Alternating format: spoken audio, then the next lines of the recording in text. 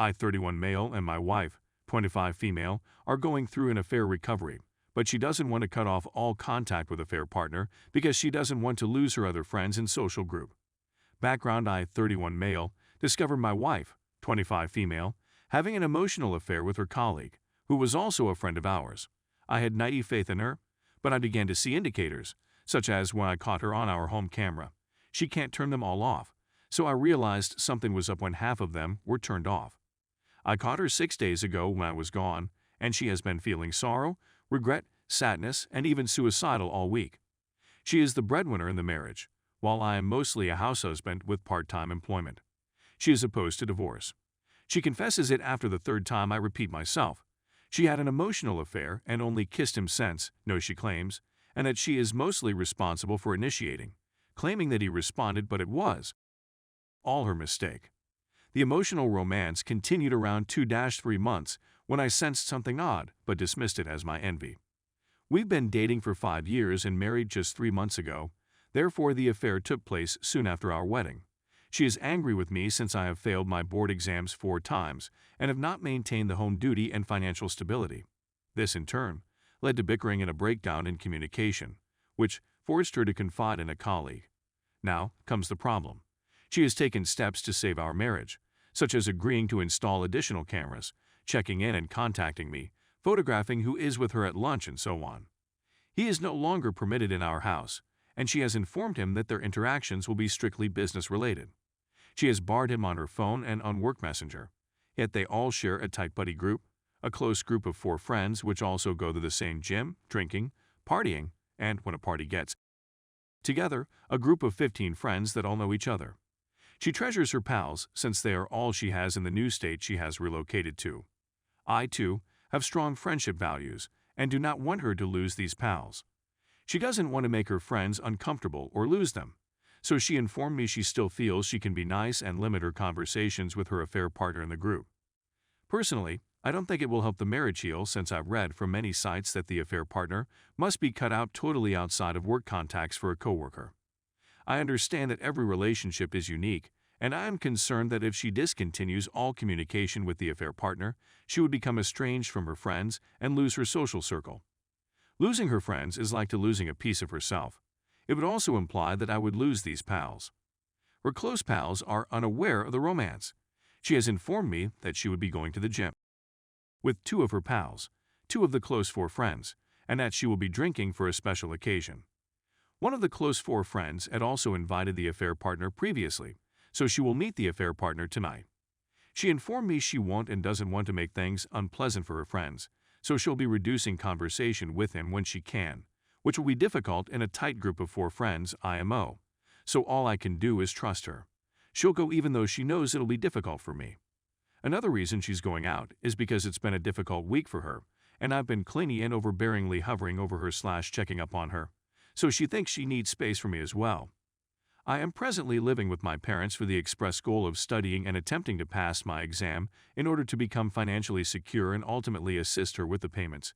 Therefore, I won't be able to see her for the next several months. She already needs separation from me, so I plan to give her plenty of me time this weekend. I also feel like I've been doing a lot more research about affair recoveries, therapy, and tactics, and I'm eager to read books, while she's been working 10-12-hour days and attempting to distress by going to the gym and dining with friends. She has consistently demonstrated to me that she is putting forth a lot of effort in her recovery, but she continues to tie both the problem of my financial insecurity, her affair, her bringing up our home all by herself, my clinginess, and how I'm suffocating her, and how unhappy she is with everything that's been happening. So I know there are other underlying issues that must be addressed before dealing with the affair.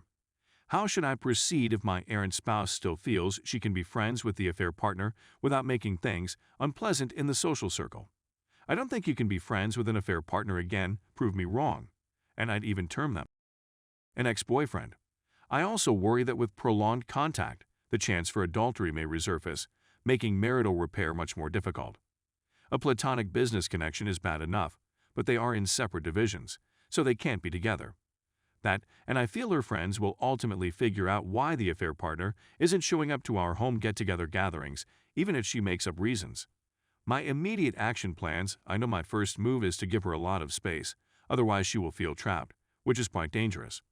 After reading several instructive articles online, I am more knowledgeable with affair healing and want to put what I have learned to use. I also know that I will be focusing on myself in order to pass the board's test and maintain financial stability. We both agreed to marital therapy, but we must go cautiously since she needs distance at the moment.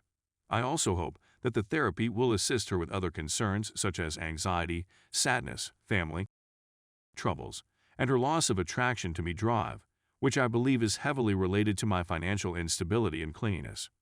I'm not sure when we'll be able to start individual or couples therapy, but I'm hoping it'll be soon. Update 1. After reading several comments, I felt compelled to provide further information. She has been quite supportive throughout the last 1.5 years, so I don't question her love for me, but anger has grown since I was a lazy house husband who could have done more and led us to more financial security if I had only passed the board's test. She needs space since I generally end up invading her space and even texting her with my ideas, making her feel caged even when she is at home. The cameras don't help, and she is now unhappy with me, thus the need for distance. Yes, it's bad timing when she needs space, which makes me question her, especially since she needs space right now to be with friends and her affair partner, and I've told her how I felt, and she says she wants to choose freedom over me right now because I'm suffocating her, but all she'll do is minimize what she can and possibly leave early. So I'm left with giving her space, monitoring the cameras and timing if she gets home too late, and allowing her train and hang out with these buddies for the time being. I honestly want these people to know about the affair since I trust them as well, and they will most likely separate her from the affair partner and respect the spaces. Personally, I don't believe she will be isolated, but I believe the humiliation and fear of losing friends will make her much more sad than she is today. I'm not convinced. It's not my place to inform her friends since they're her closest friends, but I realize that they need to know, so I'll speak to her again when she's less furious with me. Her original explanation for why her affair partner won't be at our house parties is that he was busy this month, so he can't hang out, and then she will tell her friends in the following month that he developed feelings for her, so it's awkward now.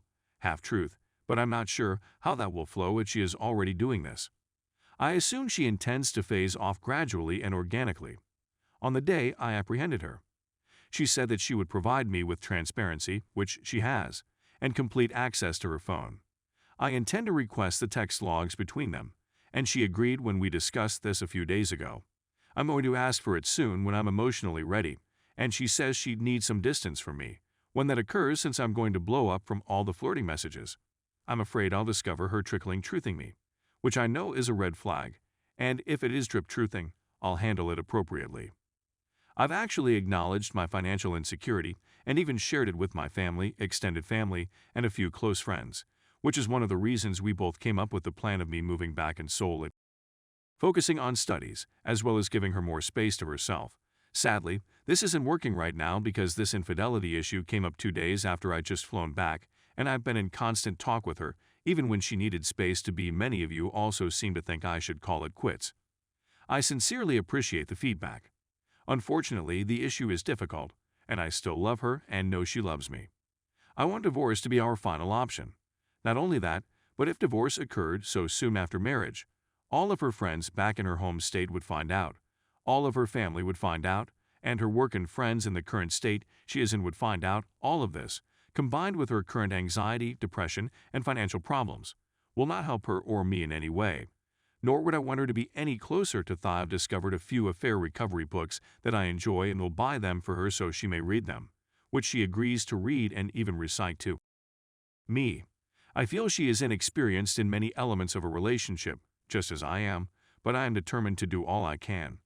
I don't intend to take any action until she has more space and is calm enough to speak again. Timing is essential, and patience is difficult for me right now. Her affair partner is her coworker, young like her and not married, largely of high moral character from what I know, and didn't intend to cheat.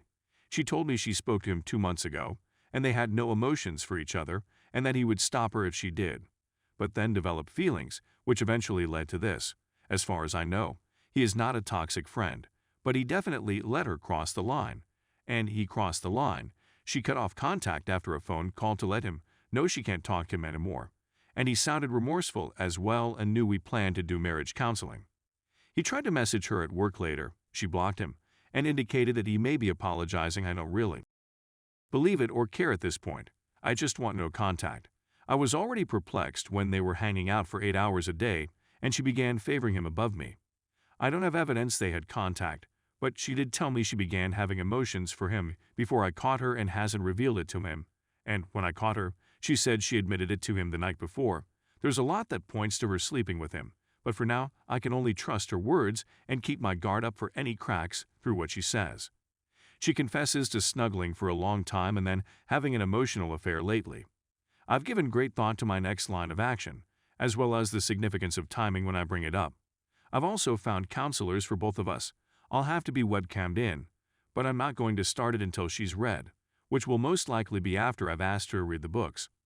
I'm hoping the books and counselor will help her break off communication with her affair partner, keep her sanity in mind, erase her resentment of me, particularly if financial stability is restored and it still remains, and deal with her worry and unhappiness overall.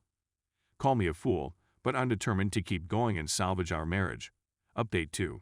To respond to some further remarks, some of you have inquired as to why there are cameras in the house, so here is an explanation of the smart home situation. The cameras have been there for a long. They are mostly used to keep an eye on the home when we are away, since we have traveled quite a bit. They are basic power plug smart cameras that can be plugged into any socket. Thus, they are not like the cameras you see in shops. They are home cameras similar to those used to monitor a newborn. We both agreed to have cameras long before the marriage and had even planned to set up quite a bit of security for the house utilizing alarm systems and other devices to create a full-fledged smart home. It has now come to my attention that I have utilized the cameras for this reason, which I realized a few days ago should not have been used for this purpose if the relationship were to recover. So they've all been turned off following a chat with her. She offered turning them back on when she leaves the home, but that was up to her since I've opted to fully trust her regardless of the technology available. Mind you, it's just been a week since D-Day, so I'm amazed at myself for forgiving her so quickly. She proposes turning on the front door ring cam and tilemates, as well as providing me the phone names of her close friends so I may check on her if I ever feel nervous. I doubt I'll text or phone them, but I think this is her way of comforting me. We've also determined that putting the marriage second and working on ourselves first is one of the finest options. I can concentrate on myself, which is the most essential feeling I have right now.